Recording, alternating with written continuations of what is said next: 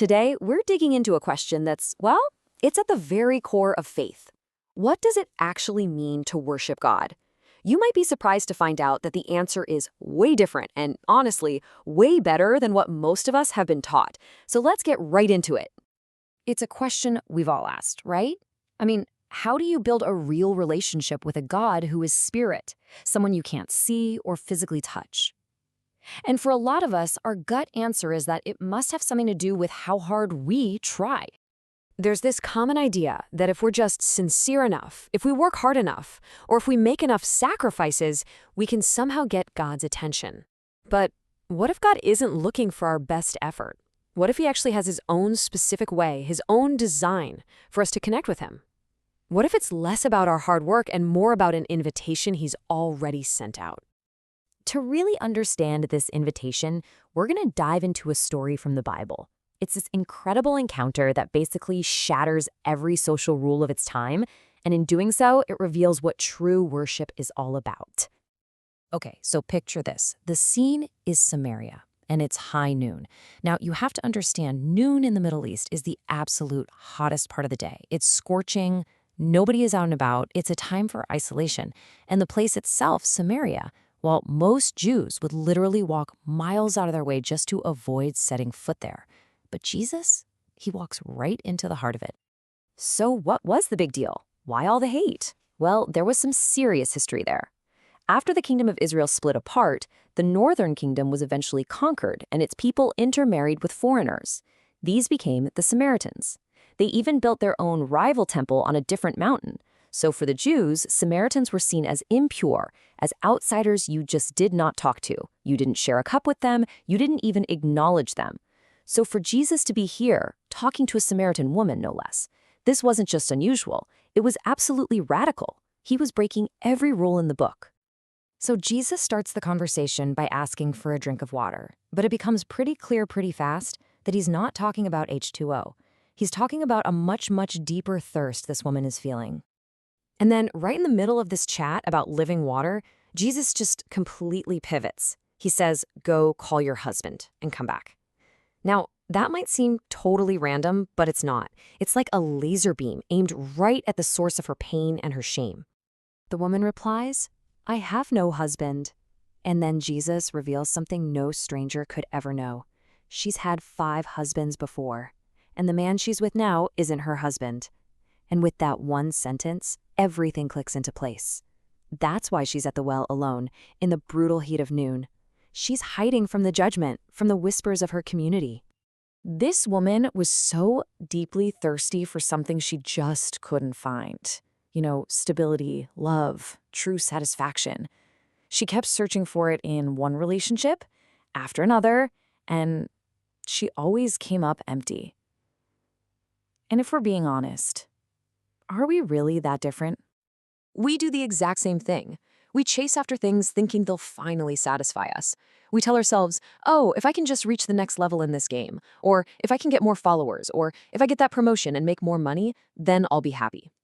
But just like the woman jumping from one man to the next, we jump from one thing to another, and all we get is a temporary buzz and a deeper sense of emptiness. We're all thirsty, and we keep drinking from wells that have no water. So her whole life is just laid bare. She realizes she's talking to a prophet, someone who sees right through her. And in that moment of vulnerability, she asks the most important question of all. Where and how are we supposed to worship God? And Jesus' answer is a game changer. It turns everything on its head. He says, listen, the time is coming, and it's here now, where it's not about worshiping on the right mountain or in the right building. True worship isn't about a physical location, it's about a spiritual reality. So what on earth does it mean to worship in spirit? It means we stop. We stop trying to worship God with our own power, through our own good intentions, or with our own efforts.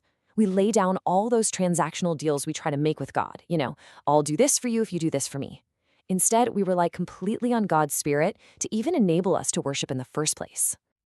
And in truth, well, who is the truth? Jesus himself said, "I am the way, the truth, and the life." So worshiping in truth means our worship isn't based on how good we are, how much we've done, or whether we deserve it. No way. It's based entirely on who Jesus is and what he has done for us.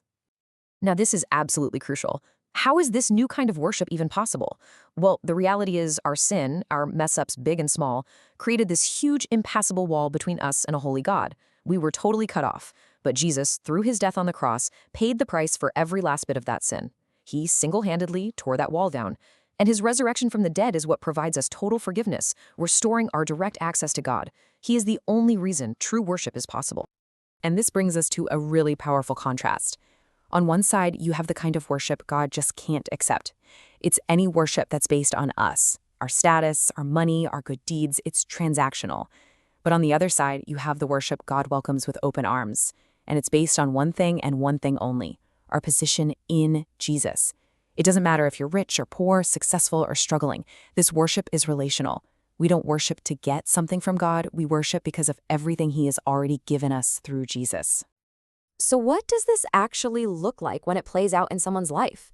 Well, we don't have to guess. We just have to look back at the woman at the well. Her life was instantly and radically turned upside down. I mean, just remember where she was when the story started. She was a total outcast, so weighed down by shame that she was hiding from everyone in the worst heat of the day. But then, after she meets Jesus, after she finally finds the living water her soul was dying for, she literally abandons her water jar, the symbol of her old thirst, and runs back to the very people she was hiding from. She goes from being a shame-filled outcast to an unstoppable messenger of hope. Her life was completely transformed. And her story shows us the truth. Real worship isn't just an event we attend or a song we sing. It's a brand new way of life. It overflows into everything we do. It's in the praise on our lips, the conversations we have with God in prayer, our generosity with what we have, and just the way we live our lives from Monday to Saturday. It's a 24/7 reality, not a one-hour appointment. And that brings us to the final, really important question that we have to ask ourselves. If true worship is a whole life response to what Jesus has done for us, what does our life actually look like? Thank you so much for joining me for this explainer. Liking, subscribing, and commenting is a huge encouragement for us as we put together the next one. We'll see you then.